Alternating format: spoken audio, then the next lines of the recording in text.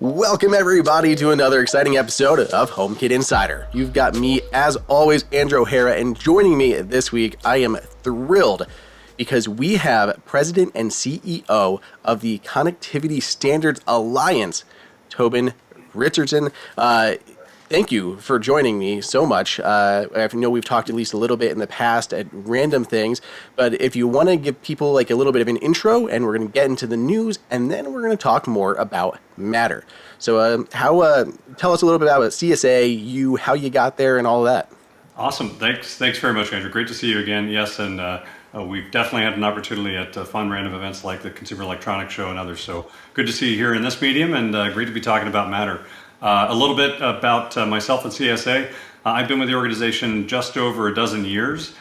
Came in really looking to come up with cool new applications in the energy sector. Kind of changed that approach and view as we looked at a broader consumer audience, and then really took, fortunately, the role of CEO about a dozen years ago to help the organization transition from what it was accomplishing through Zigbee and broadening that to really greater parts of the smart home. And that evolution over the last decade has really led us to where we are today with Matter. So we are, a member-based organization, a great technical community that delivers fantastic standards for interoperability, and over 700 companies today, over 9,000 people involved in one way, shape, or form from those several hundred companies working on creating great consumer experiences through standards. So it's been a great journey. Matter is a great journey, and I know we'll get a chance to talk more about that after the news. Yeah, so originally, we were going to come on, we had 1.4, Matter 1.4 just released. I talked about it, I think like 2 episodes ago. So that's going to be a big topic we're going to talk about. But then next thing I know, I'm getting the show notes for this week, and it's like, how many Matter things are going to be announced this week? So we have so much to talk about. I guess starting off with just a little bit of information another user sent in. So this was from Chauvin again. Now I can actually, or Chauvin, so I can pronounce the name correctly. They run a little blog that's called practicalhomekit.blogspot.com. But they sent over that in the CSA database, it shows that Apple is certified for Matter 1.3. That's the one that was announced this spring. And that's awesome to see they're certified.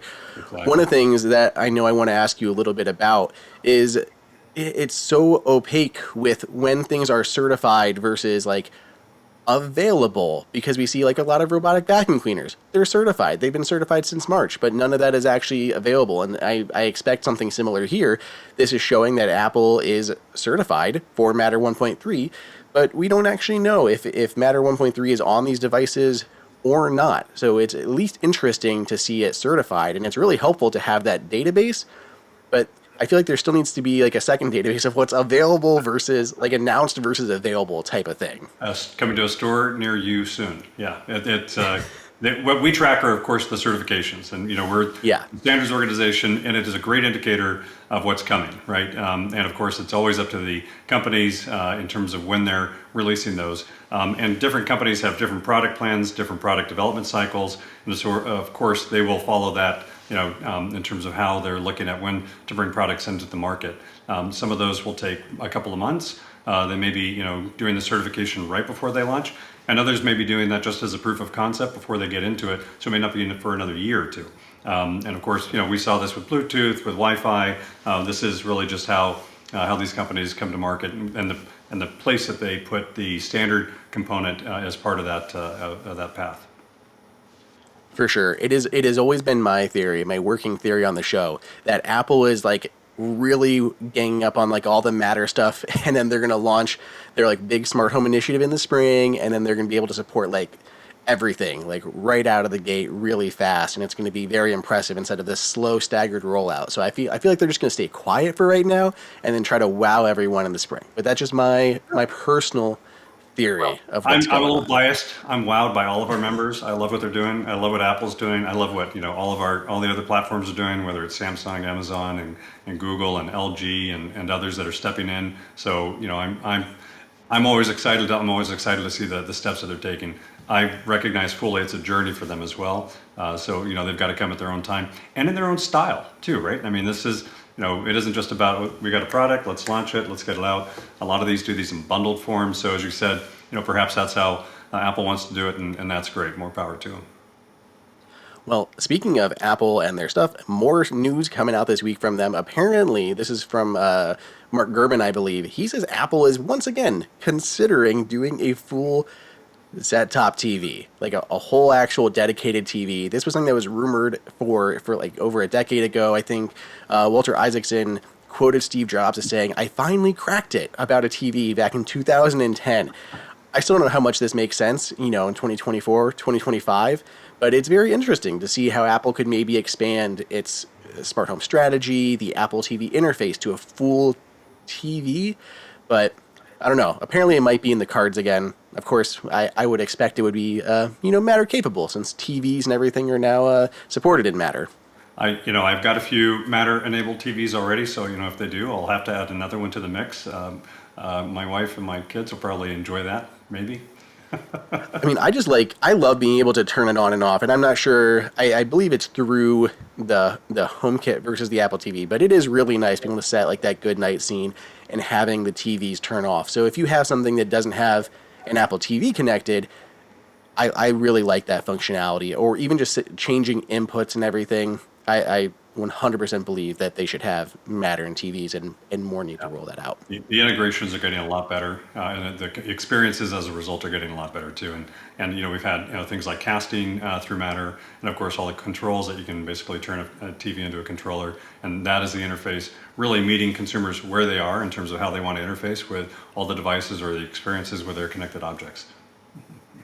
Yeah. Well, connected objects. Apparently there's a new Airtag coming in 2025.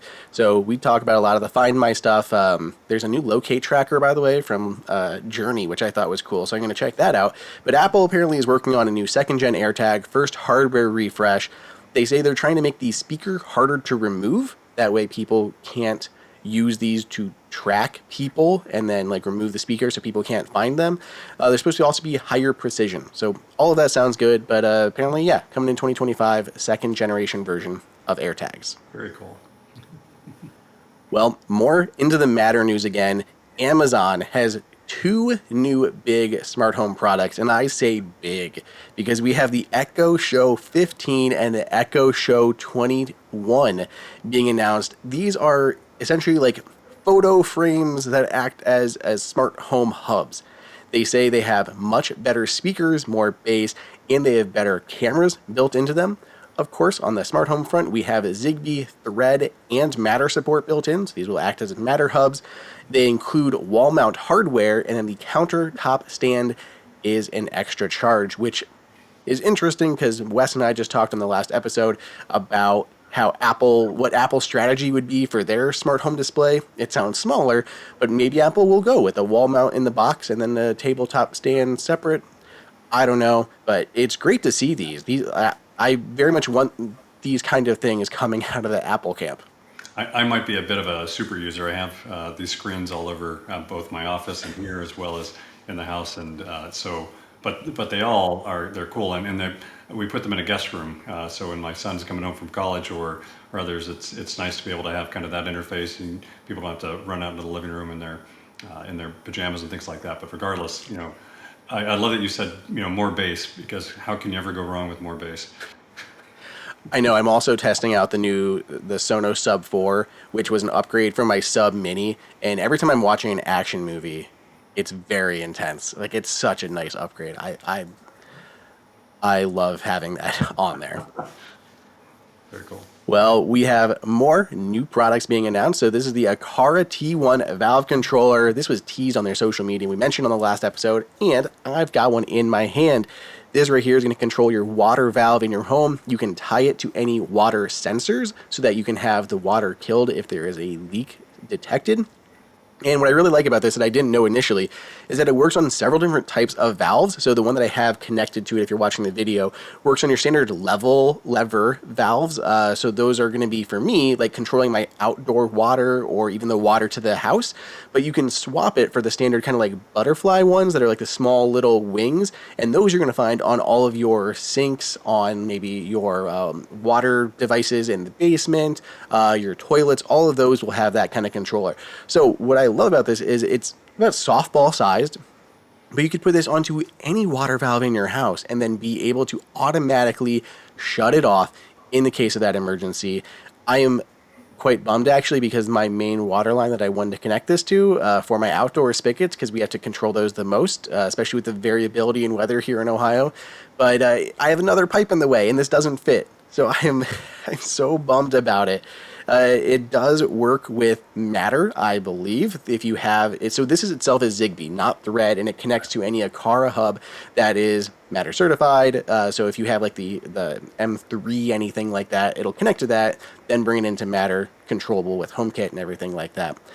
But Andrew, this is really cool. I love this. Did you get an adapter for the pipe to bring it into the right size there? I think I have two water lines coming in, and I've got a metal line which runs all of our outdoor water. Then I have a plastic PVC line right in front of it, and this would essentially hit right into the plastic PVC. So the only way that I can figure out to do it is by moving that plastic pipe. And I really did think about removing the brackets, and also it runs like the span of the house. I could theoretically remove a few of those brackets and move it out, because it's plastic, so it can, bend a little bit and be just fine and still fit this into place. I kind of want to do that because there's been times where I'm like, oh, it's warm enough outside, I'm going to turn the water on to go do some stuff outside, water the chickens, whatever.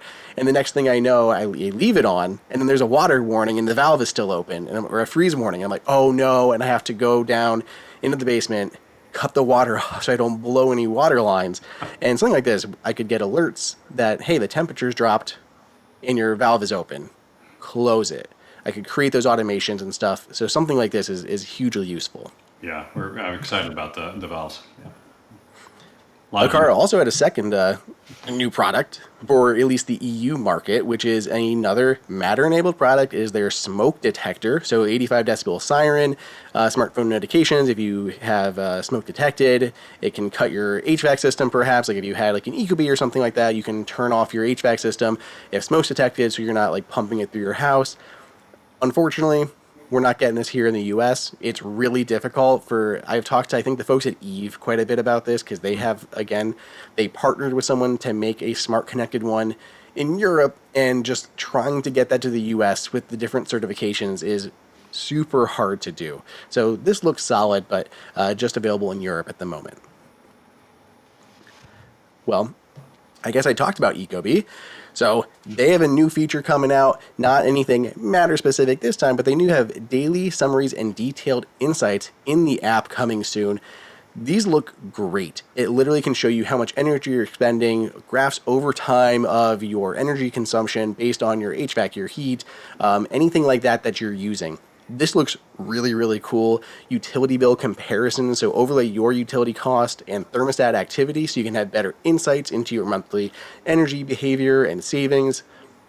We're going to be talking about energy very soon here, because that's a big Matter 1.4 topic, but this is great. I'm a big fan of Ecobee and what they've been doing, so This is cool. It should be coming to the app very soon. Kwikset, their new product is becoming available, the Halo Select. This is a Matter over Thread lock. It also has Wi-Fi if you're going that route. They have their smart rekey tech, which is what makes this especially exciting for me, because it's if you're someone who has existing keys out there or anything and you want to be able to rekey your lock, you can do that. You can just do it yourself. No need to have a professional come out, rekey for you, anything. Got a touch screen keypad, up for pre-order on Amazon. It's available in stores at Lowe's, and it'll be coming to Home Depot very soon. It costs you $280 for the Kwikset Halo Select Smart Lock.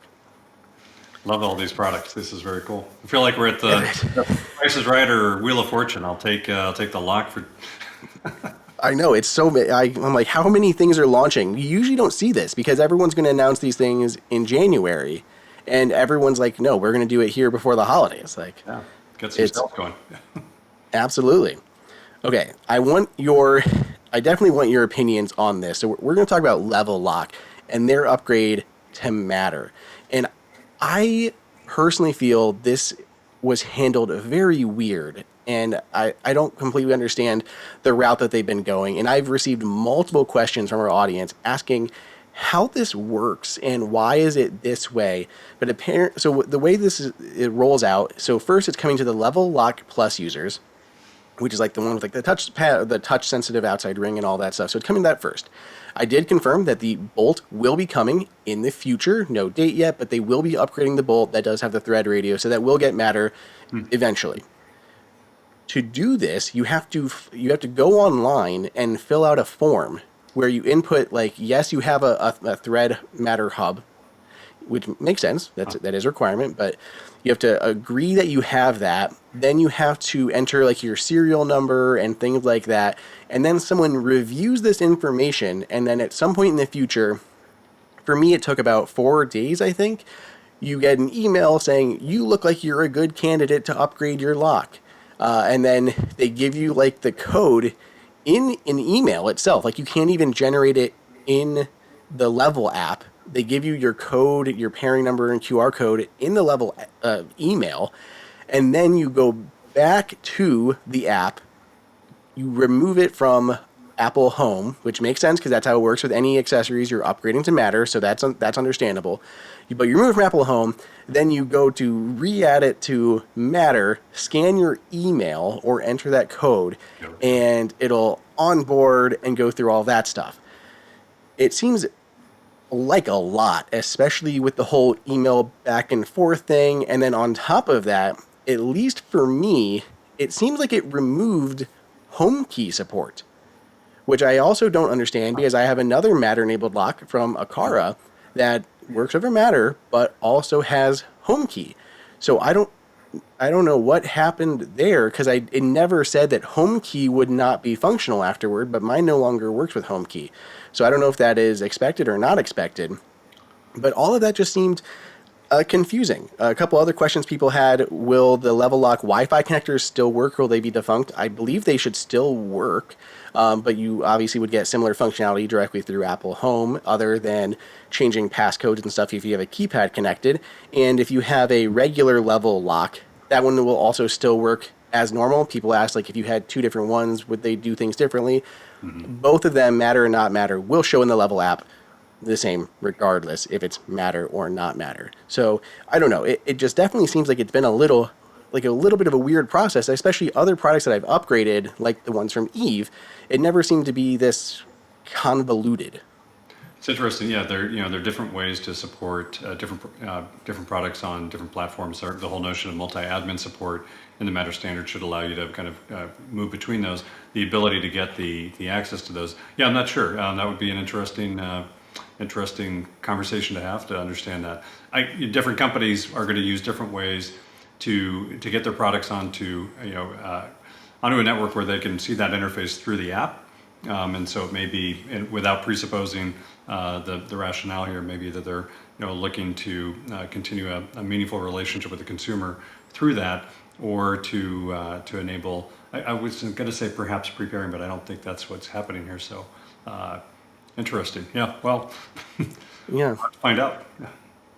When I talked to Level a long time ago, one of the things that they had mentioned when they talked about the Matter and the thread, their biggest concern, I think, and I'd heard Nanoleaf echo this, was they were a little concerned about people having supported thread devices in their homes. And I think this is maybe perhaps overzealous, but at least trying to be that barrier to prevent people from upgrading to Matter and losing functionality because people didn't realize they didn't have a thread border router, Matter router in their homes. That makes sense. So it's definitely a concern, but I just feel like they went a little bit heavy-handed with that barrier because Nanoleaf and Eve both have like alerts to make like, hey, make sure you know this first and then acknowledge it, then do the upgrade.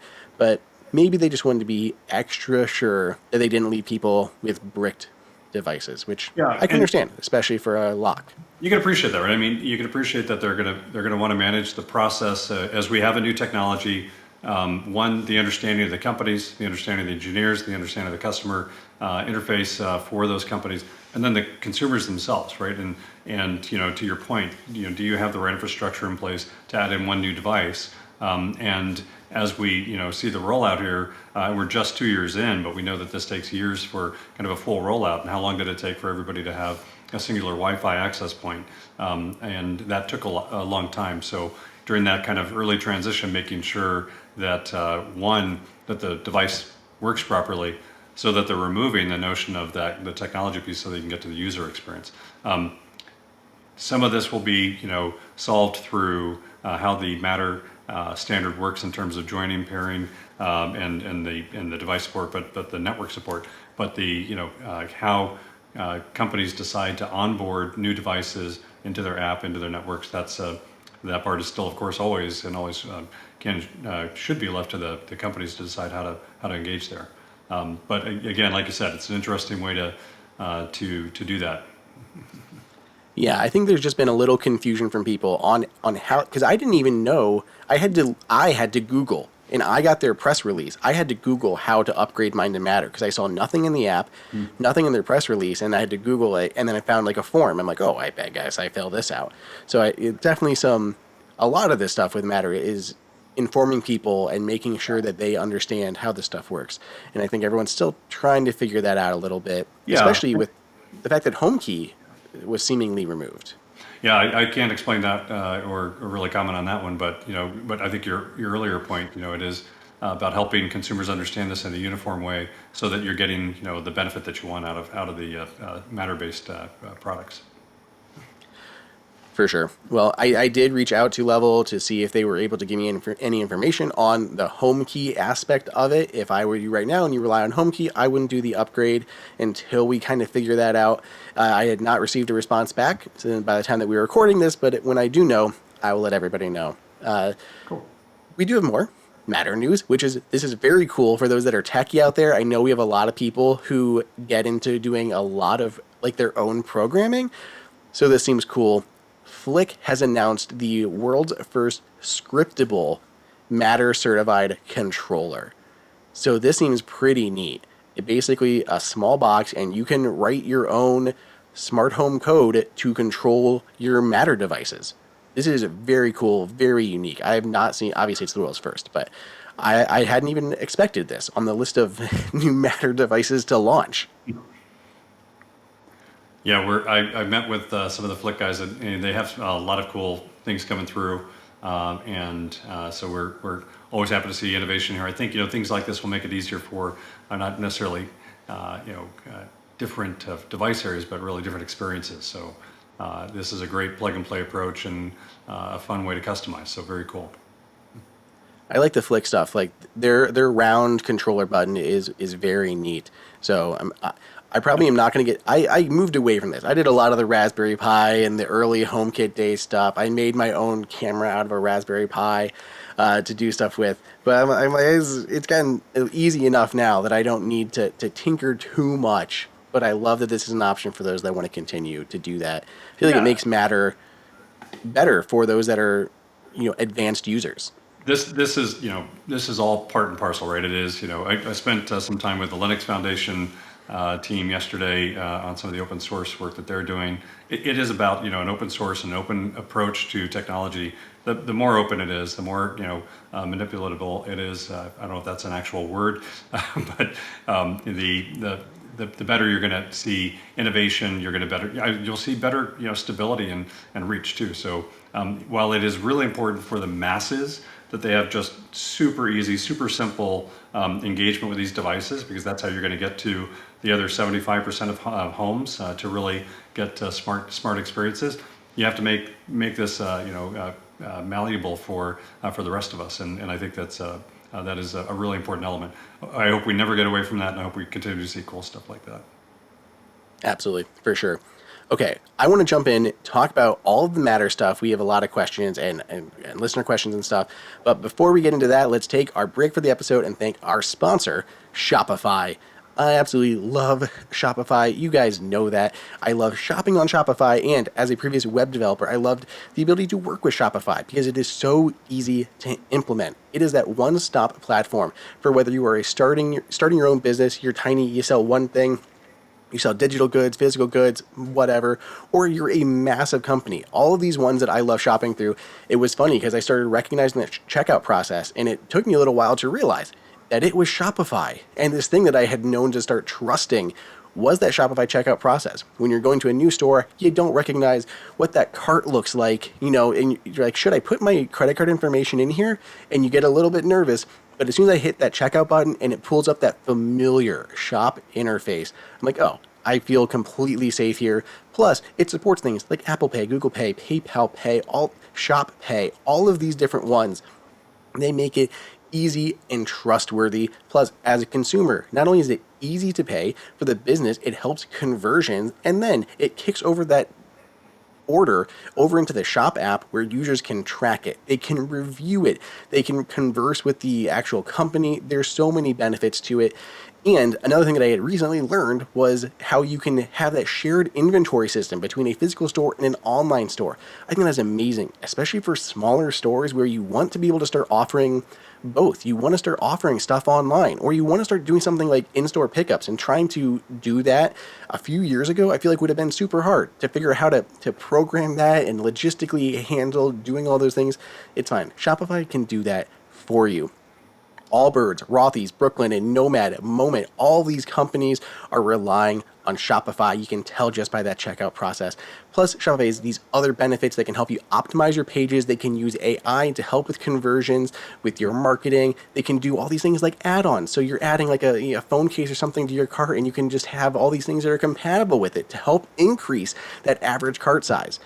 I could keep talking about Shopify, but we have more to talk about in the episode. So here's what you guys can do. Upgrade your business and get the same checkout process that Allbirds, Rothy's, Brooklyn, and Moment, Nomad, all these cool tech companies use. Sign up for your $1 per month trial period at shopify.com/HomeKit, all lowercase.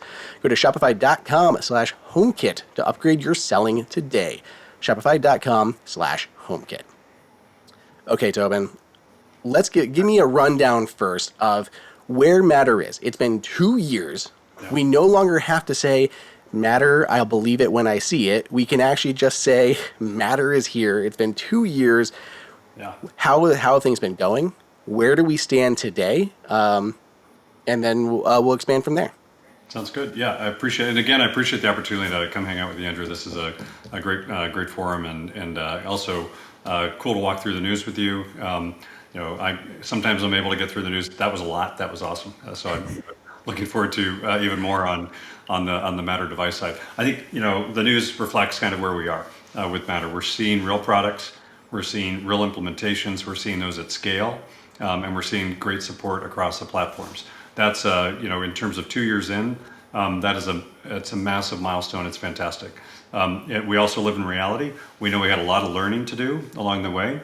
And so 2 years in, I think we're in a really good position. I think as we look at how we've seen complex technologies like these implemented in the past, it's followed a fairly typical path. One of the things I always like to talk about with the standards from the Alliance is that these are not paper-based standards. They're not just a cool implementation, good luck, and we'll see how it gets implemented. To do this at scale takes a lot of time, takes a lot of effort. So from the notion of where we were years ago, where all of these companies, hundreds of them, agreed and said, yeah, smart home is actually a market. Smart building, smart city is as well. We'll get to those soon. But smart home is actually a market, and we recognize it's not going to be one company that dominates. So we have to work together. We have to agree on what this base interoperability layer looks like. So good step in that direction. Now where are we today? We launched just over 2 years ago, which is really exciting. It's a great time to take stock. If you're at CES, we're going to have some great panel discussions at the Consumer Electronics Show from some of those leaders, asking the same question, Andrew, you're asking here, which is, how do we look? What's the future look like?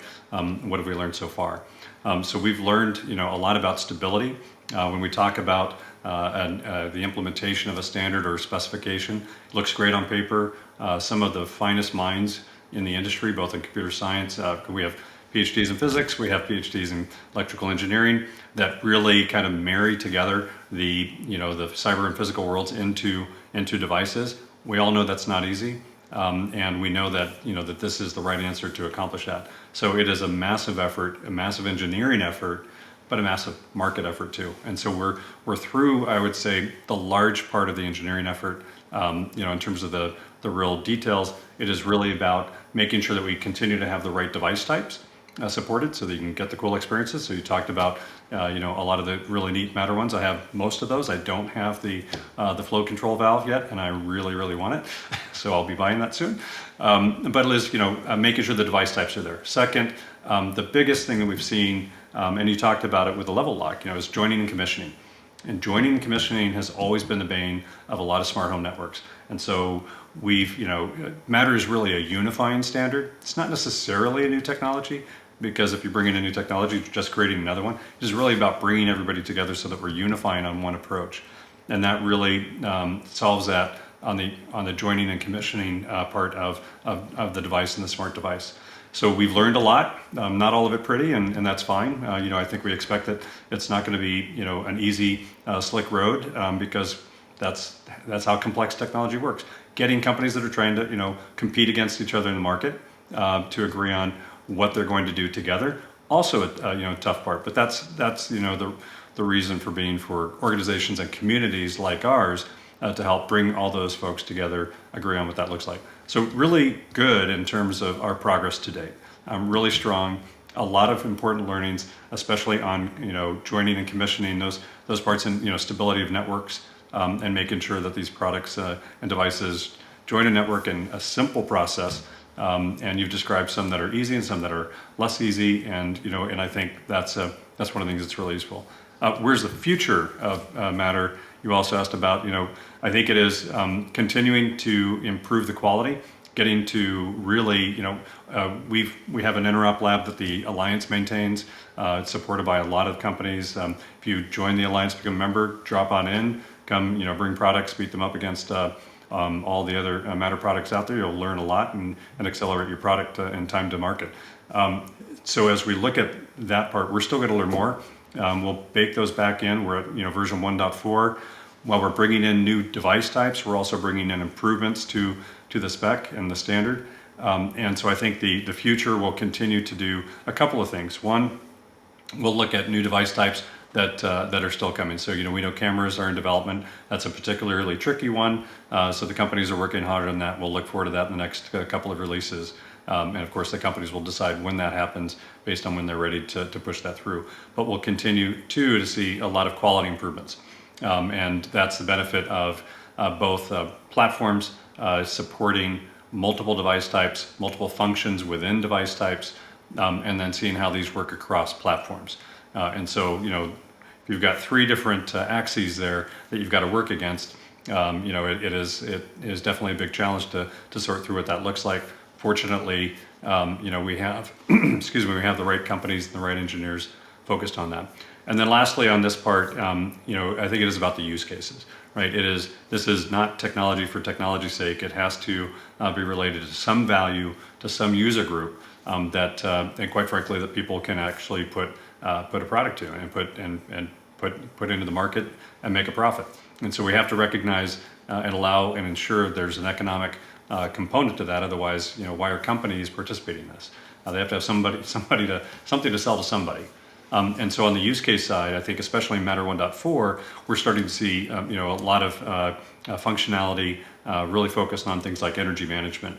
And two parts of that are really important, right? Which is allowing and ensuring consumers have an ability to either reduce their load or reduce their costs mainly. But second, and perhaps more importantly, do it in a way that doesn't require them to actively manage their energy every minute of the day. It's cool to get all these alerts. It's cool to get notifications. But the most important part is it just happens in the background. And we know that that's a building, Matter is a critical building block to getting to that point. And I've already said a bunch, Andrew, so I'll say just one more thing and then I'll shut up for a second, which is, the biggest thing, biggest test that I always look at is, do we still have a strong community? Are those, community members still engaged? How do I measure that? Yes, biggest measure will always be, are there products in the market and are people using them and loving them? And that's the ultimate gain. We have a part to play in some of that, not in the end, whether you love it or not, that has to be the company. But I'm happy to share that, our membership continues to be really strong. The companies that are driving this and enabling this are still here. They're still invested, and in fact, they're increasing their investment. And so, I look at that as a really strong indicator and really strong sign that this is, the right place for this to happen. Well, you had two specific things that were on my list to ask you. So let's go into those. The first one, you brought them up, not me, cameras. I know this is like the number one thing that people ask, when's Matter going to support cameras?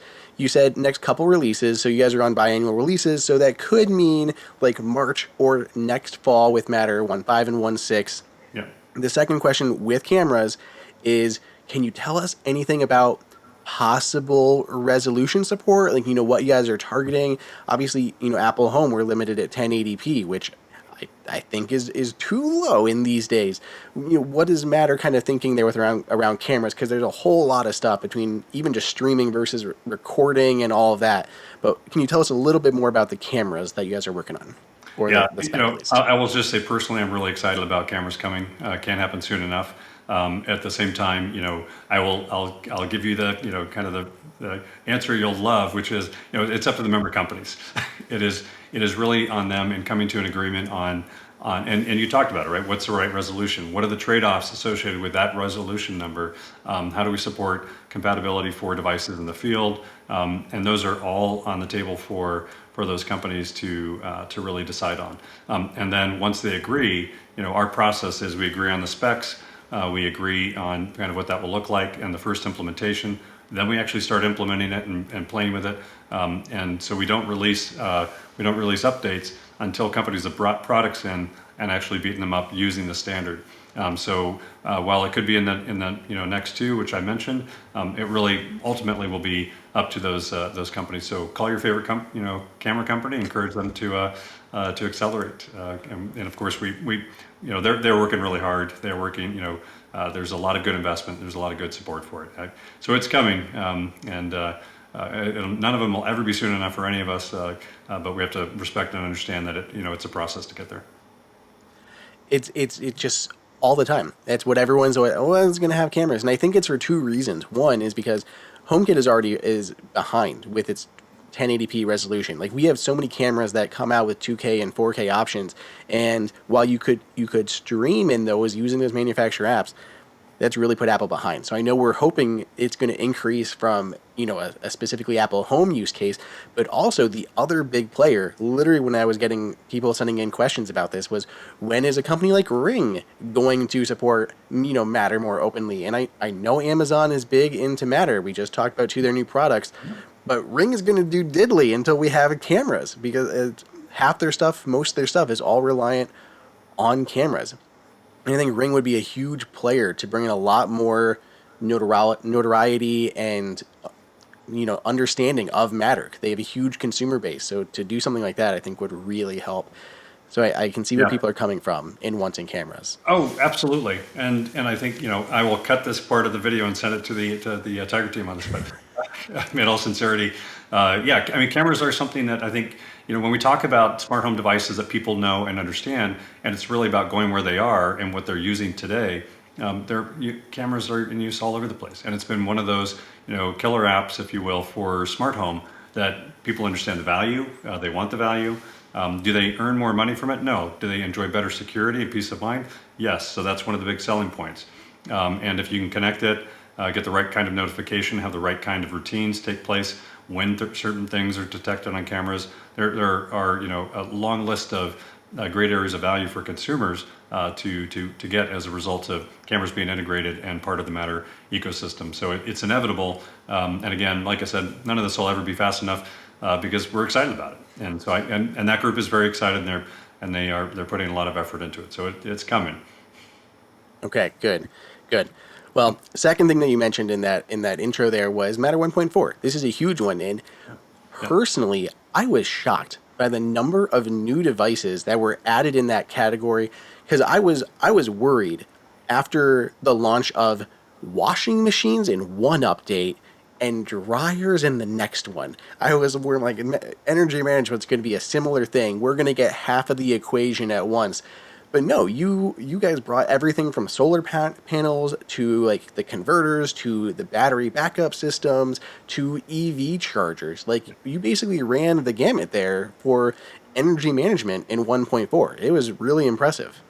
It's a great bundle, absolutely, and I think it goes back to that point around use cases around energy management. We've always had some components of energy management depending on how you use different functions in what we call clusters, of course, in the standard. But it's great to see, and I was impressed too, right? I mean, it is a big lift to put all this functionality in, and even though you said you're tracing out different pieces on the appliances potentially, but as you look at this list, it will still grow. And back to my earlier point about how these will kind of get into the market, there will be, we'll work this out. The member companies will implement this and see how this works and discover, okay, solar power, great, cool. We've got the inverter component, but maybe we could tweak this piece and we see that how this works in the networks. And so we want to update that. So fortunately, of course, we have a great feedback loop and mechanism to improve the functionality of the device types, the quality of the networks and the devices. But on this one, this was a big punch, and we see, I think, in the UK and in Europe, a lot of movement around mandates and energy management. And the great thing about Matter for those use cases is twofold. One, you get the functionality that is going to be required for a lot of new build or renovations, and then the energy programs. But second is the security. And the security requirements that kind of piggyback on these new building requirements is pretty significant. If you look at the European market, there are incredibly high security requirements that won't be achievable by using other standards that have been out there for 2 or 3 decades, and they won't be upgradable. So the notion that companies, big and medium and small, can bring a device type area, whether it's a battery or heat pump or water heaters, into those markets and check the box on security is a big step forward for them versus trying to figure out different ways around that. So it is. Yeah, I don't know, can't tell you how many good ways and good things there are about the energy side here. I know the water heaters, again, that was something that a lot of people had pointed out to me, like that they reached out and said they were so excited by. And samesies, because I've got a standard water heater, and it's like, how much water is left? We just gave the kid a bath. Do we have enough water to like shower and do laundry and dishes, and to have some visibility into that would be hugely useful.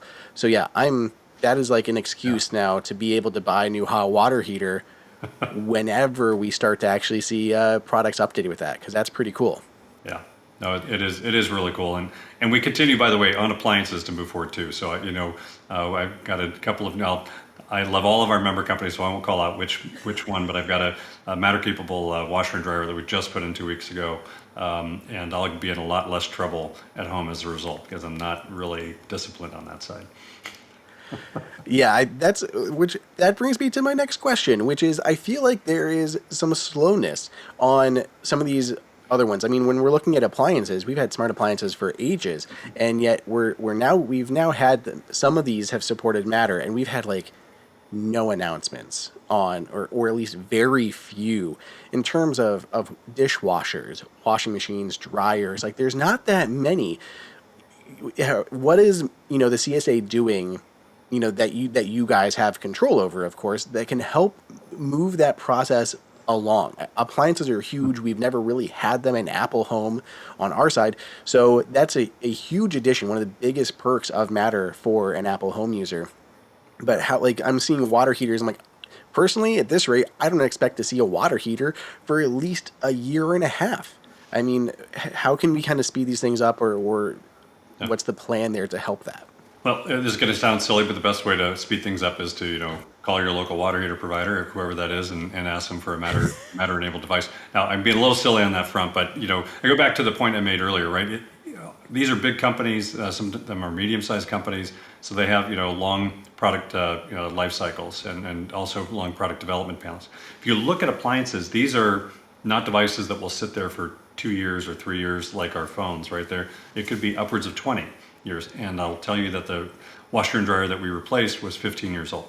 And so, one, there's caution, in determining how and when to introduce technology into a device or machine that will be there for roughly 15 years, and being effectively confident that you'll have an ability to upgrade or adapt those. And so this part of the market, understandably, wants to tread carefully into that. Now, having said that, there are products coming. I don't know if you were at IFA in Berlin just a couple of months ago, but it was great to walk around the show floor there, and it was like your news update. Right? I mean, so it was.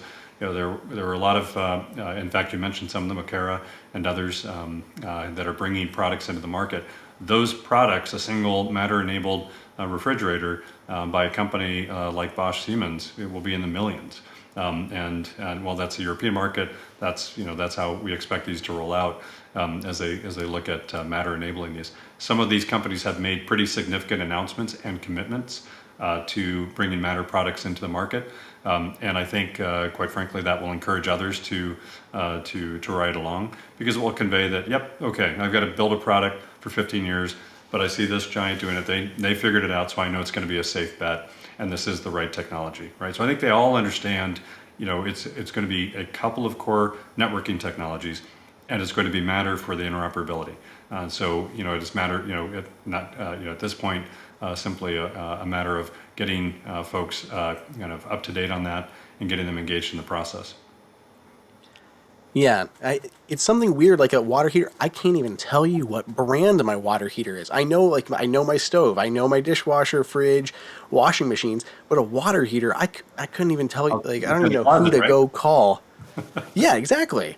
It's just hanging out, in the basement. I've got no idea who makes it. So it's hard to even like that company, whatever it is, clearly doesn't have, they're not marketing these. Yeah. So it's something like a water heater I'm really excited by, but no one really markets and promotes smart water heaters.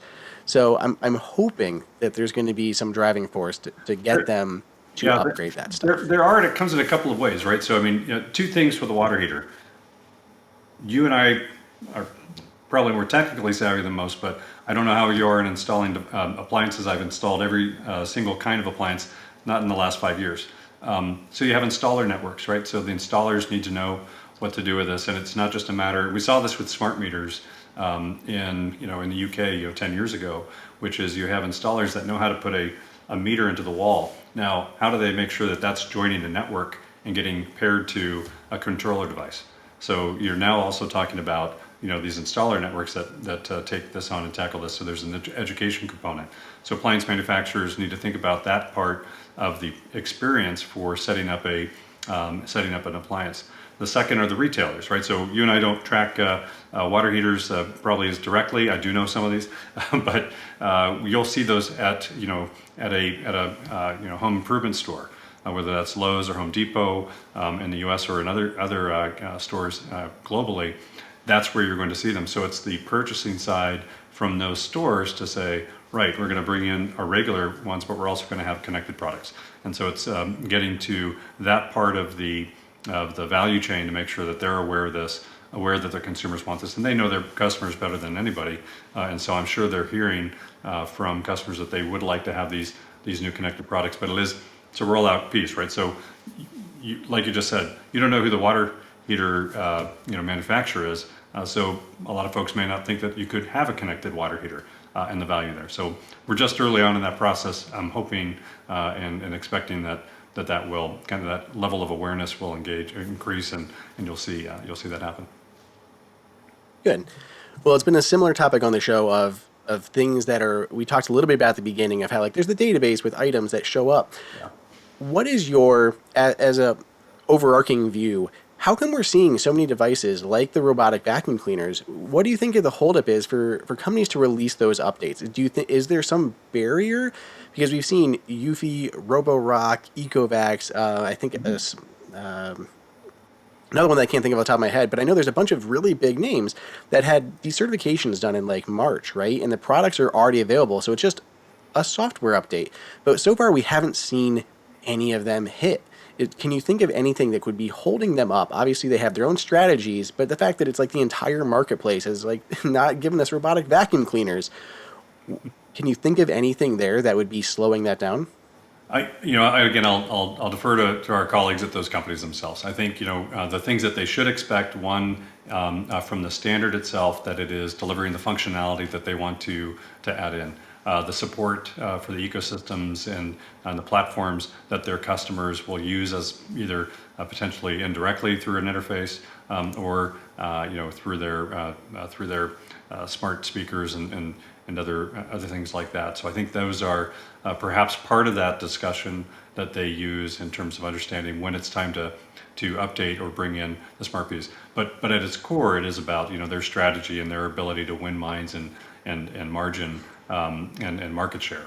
And so those will always be on their side. But as you can tell, you're seeing the certifications. You're seeing that they are going on this process, and it is again an inevitable part of that product strategy and product plan. It's simply a matter of when. And having said that, like I said earlier, you've already hit a number of new products announced today, and I assume some of those will be for the holiday season. I think you'll see more at CES. I know you'll see more at CES, Yeah. and I think you'll continue to see this kind of snowballing effect, which we are seeing right now, which is great. So I expect these will just pop as companies get ready and as they want to announce them. So it is. I'm not. Like you said, how can we get that faster? As consumers, I want it all right now. But in this role, I have the privilege of knowing top to bottom at a lot of these companies. It's a process, and they have to do it in ways that are economically responsible for them as companies to progress. So I don't begrudge them that at all, and it's important. I think the general point, though, of course, is the future is standards based, and today we're shaping that future together. And so I think the notion, and there's a recognition that this is now the new era of open smart home. It is not an era of a single protocol by one company. It is an open protocol. And so you're going to see these continue to pop. I would love to come back and spend more time on your news portion, because there's going to be a lot more of those. I'm sure. Maybe we'll set it up for the spring with we'll coincide with the Matter 1.5 announcement, and we can Sounds good. recap everything from CES going on. One last thing that I just wanted to ask you about before we wrap things up, which is as the the creator of the standard and managing this as the organization, do you feel like you have any responsibility in helping consumers understand which devices will be supported on platforms? So I think of a little bit like the USB IF with the USB standards, where you have a cable that can support video and 5 different things.